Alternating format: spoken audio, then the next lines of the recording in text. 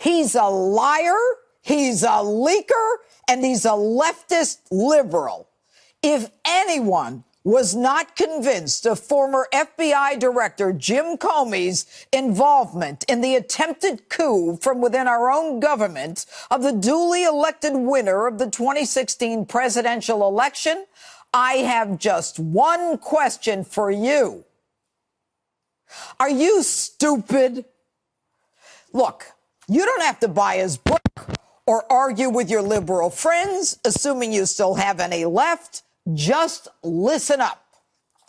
Comey's book tour was supposed to convince us that he was an honorable, likable, decent man, doing his darndest to protect the American people and the Constitution.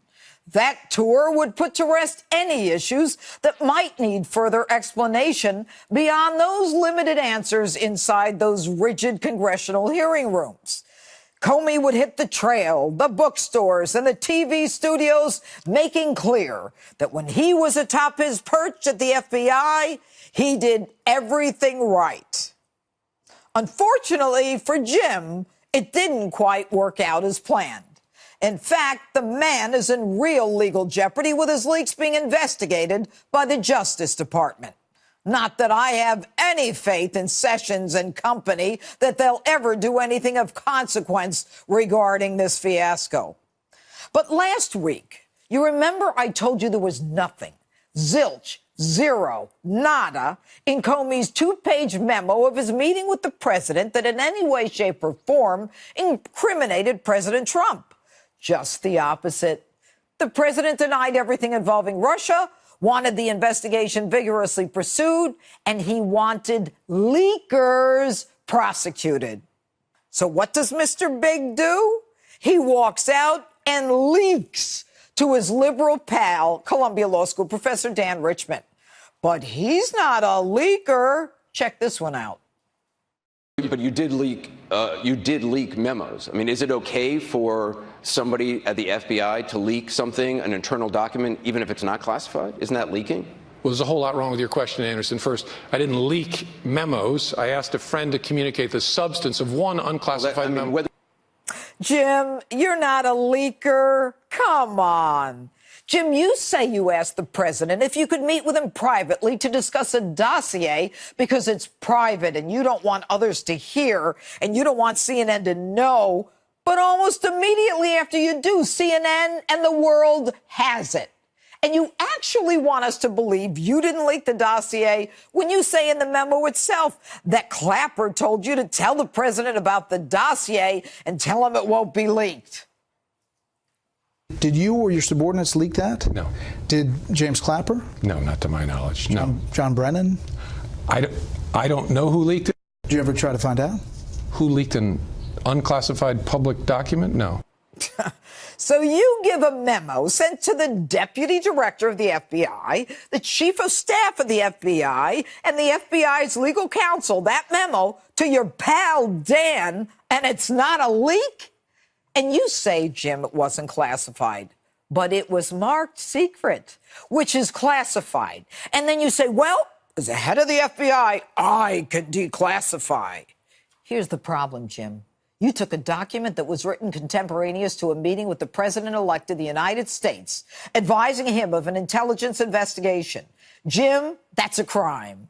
18 U.S.C. 641 makes it a crime to convey any record of the United States or of any department or agency to another person. And your FBI employment agreement bars the unauthorized disclosure of information contained in their files, electronic or paper. And remember when Barack Obama hired you, you signed that you will, quote, not reveal by any means any information acquired by virtue of my official employment to any unauthorized recipient. So now, Mr. Slick, you tell us that your friend Dan Richman is a special government employee.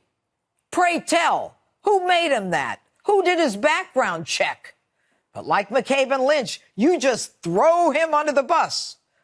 Federal regulations require that an employee, even he, shall not allow the improper use of non-public information to further his own private interest. Since, to be a special government employee, he had to be trained and then agreed to this. He had to recognize his responsibilities regarding unauthorized documents. You know, Jim, you got some set. You say it's not a leak and we should all believe it because you said it. And you're so brazen, you think you can change the rules as we go along and we'll just follow like fools. Jim Comey has a definition of the word leak that no one else has. Yeah. What he says is a leak is what the rest of us call a felony. Leaking is disclosing a confidential conversation, which is exactly what he did. And Jim, you leaked the memo because you were an anti-Trumper who wanted to begin an intelligence investigation, and you wanted to embarrass the president by making it public. And you didn't get the required permission from the FBI or the DOJ to do it. And Jim, you and I both know that since it was part of an investigation, it becomes a 302, which memos cannot be released. You know, Jim, my favorite part is when you say you woke up in the middle of the night and you realized that this memo would be sufficient to get a special counsel assigned. And you say it really was a personal diary. As if anyone at the FBI routinely, if ever, sends his or her diary, as you did, to the deputy director of the FBI, the chief of staff, and the FBI's legal counsel.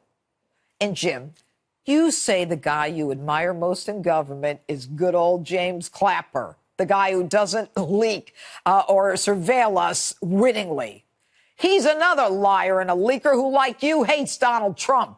This bozo, like you, flatly denied leaking the dossier. He even released a statement to the public that he assured the incoming president that neither he nor anyone in the intel community was responsible for the leak, and he expressed his profound dismay at such and described the corrosive effects that leaks have on our national security.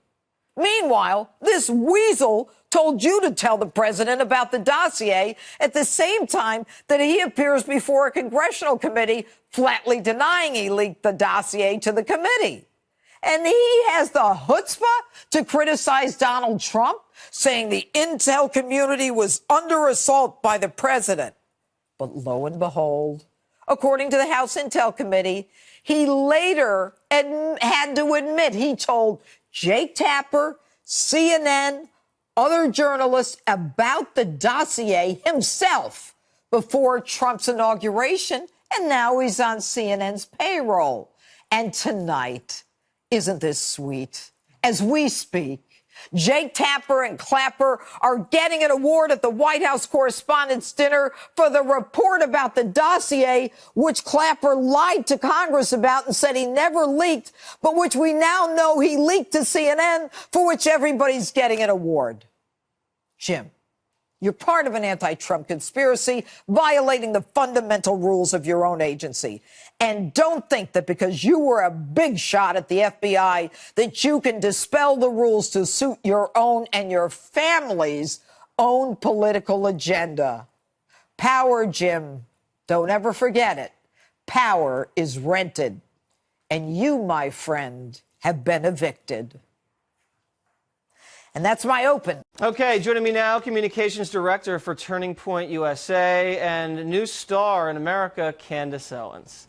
So, Candace, he spoke tonight about black unemployment being at record low, and talked about his new friend Kanye West. Now, do you think that Kanye is throwing his support behind President Trump because of his economic policies for black America?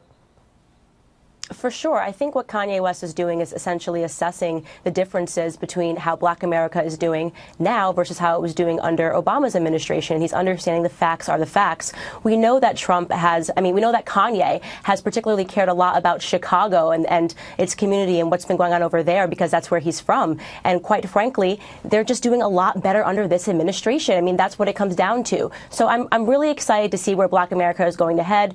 And I'm very excited that Kanye West has jumped on board fully, and he seems to be doubling and tripling down with his support. And black America, I mean, I think 90% votes for Democrats. Whites are almost evenly split, maybe a little bit more Republican. Hispanics and Asians, it's about 60-30. Why do you think, as a black woman in America, that there's such a monolithic group that supports the Democratic Party in black America?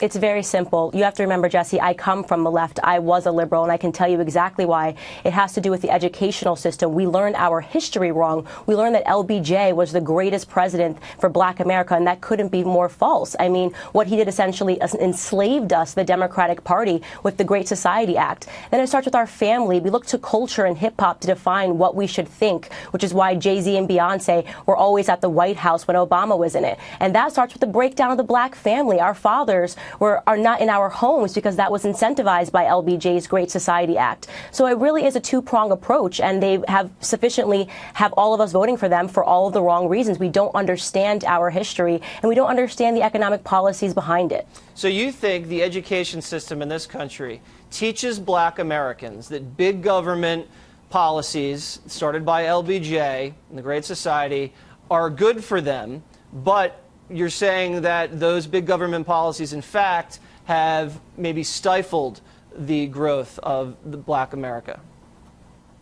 This honestly is not a matter of opinion. This is a matter of a fact because I came up in the public school education. We also learned that the Republican Party is virtually demonized in our textbooks. I always say the number one issue facing the black community is education. We need a real education makeover. Most blacks still believe that the Republican and the Democratic parties switched in the 1970s, and that's just an absolute myth. That never happened under something called the Southern Strategy. It's just not real. So most people it's not something that they're willfully being ignorant. They're learning to be ignorant in the school systems, and once again at homes via culture. They're idolizing people that are not telling them what's actually and accurately going on in our communities. Well, listen, I know because I've hit the streets, and when you ask people, was Abraham Lincoln a Republican or a Democrat, I think about half the people that I interview think Abraham Lincoln was a Democrat. Candace Owens. That's true. Thank you very much. Thank you for having me. Well, it was a historic handshake seen around the world this week. The leaders from North and South Korea agreeing to end their decades-long war. President Trump touting the summit as encouraging for the denuclearization of the Korean Peninsula. But is it the president's tough talk that led to a possible peace agreement? General Anthony Tata is the former deputy commanding general of U.S. forces in Afghanistan and author of the new book, Reaper Ghost Target. He joins us now. General, thanks for being here this morning. So you see those powerful imagery. You want to see diplomacy work, but in order for diplomacy to work, there's a lot of things that happen behind the scene. Unpack why a moment like that happened and who deserves the credit for it. Well, you know, team, it's good to be with you this morning. And this is the 12th administration since the end of the Korean War. And for the first time, we have a president and an administration that understands how to synchronize the elements of national power to apply, as President Trump calls it, maximum pressure. And so you've had diplomatic pressure, informational pressure, all these tweets, everybody kind of laughed off. Well, that got under Kim Jong-un's skin. And then you've got military pressure where you have 3 carrier strike groups in the Sea of Japan and an Air Force of bombers on Guam and 28,000 ground forces on the Korean Peninsula. That's a very credible threat behind the diplomacy, behind the information campaign, and then the economic sanctions. And so the synchronization of those 4 pieces have applied significant pressure to Kim Jong-un. And when you look at what we did in Syria and how we have defeated ISIS, what you've got is a president who has said what he's going to do, and he does what he says. And so it is not lost on Kim Jong-un that the president unleashed the military to crush ISIS, that he responded very forcefully twice against Syria. And he says, hey, by this spring, if we don't have a deal, then, something's going to go down. And so that's where I think we have a president that is really doing what he says. These images that we were just showing our audience, they are pretty incredible. You think about the first time since 1953 that a member of the Kim dynasty stepped foot on South Korean soil.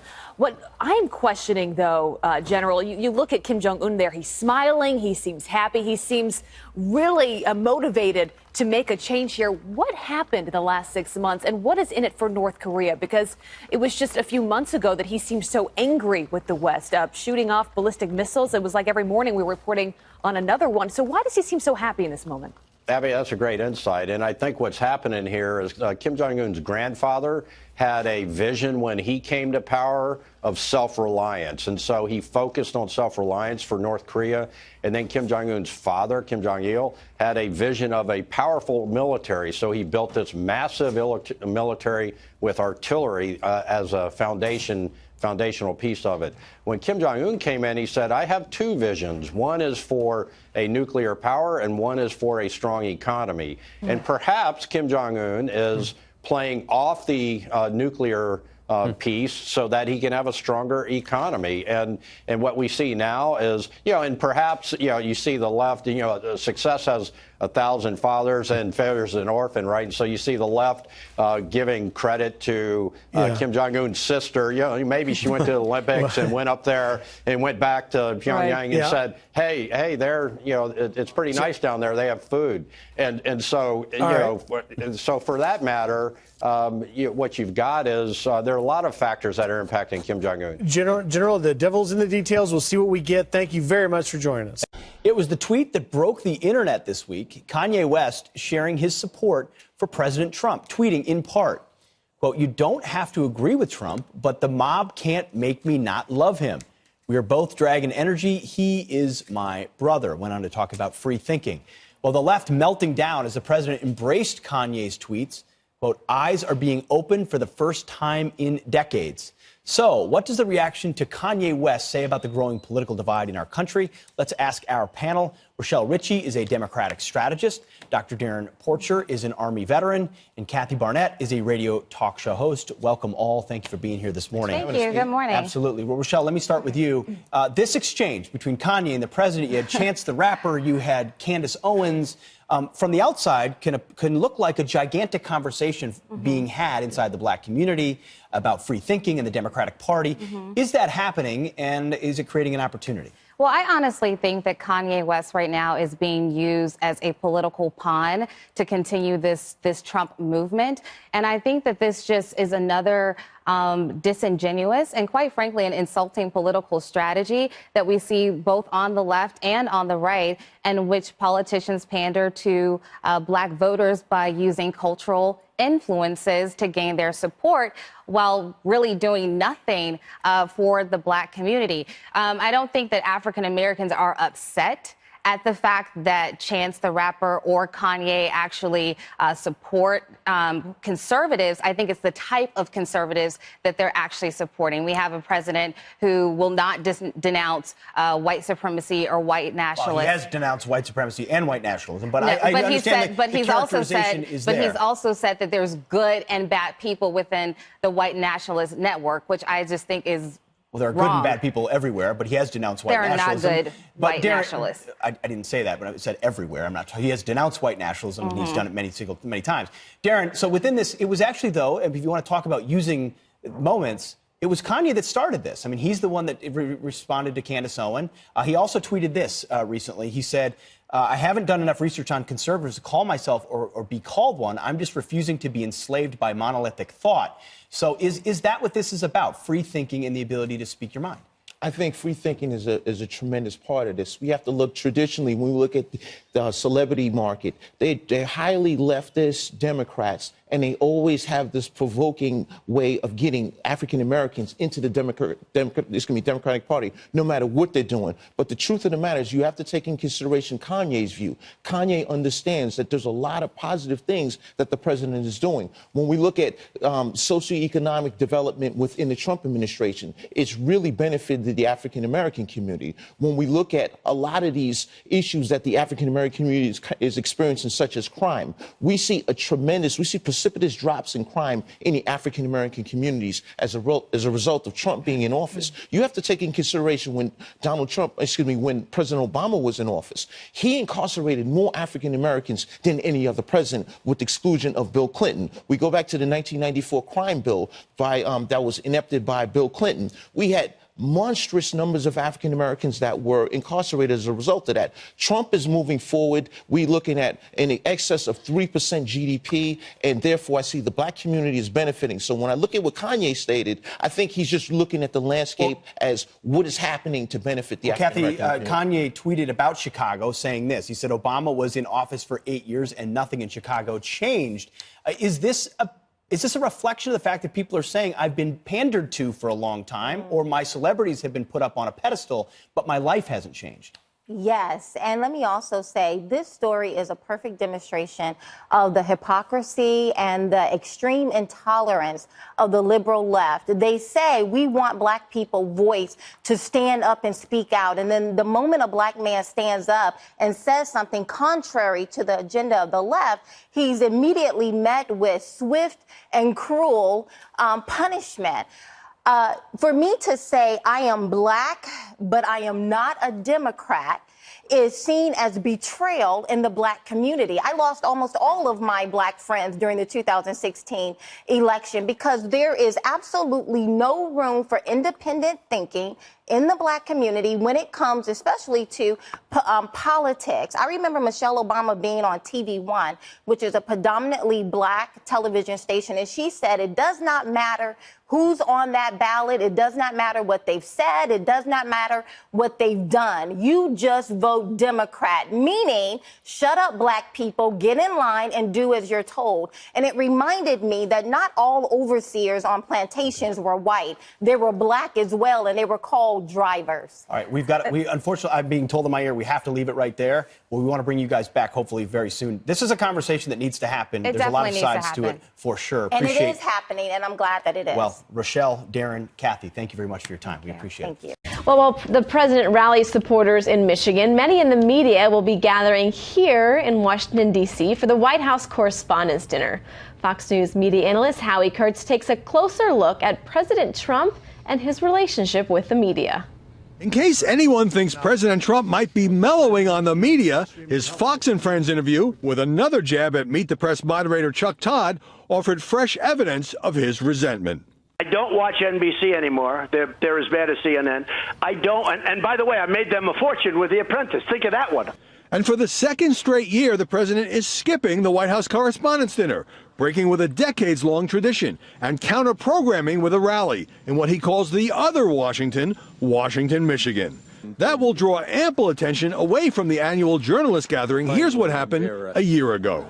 Mr. President, the media is not fake news. They are gathered together for the White House Correspondents' Dinner without the president, because, as you know, they are a disgrace. The Washington media is part of the problem. Their priorities are not my priorities, and they're not your priorities, believe me.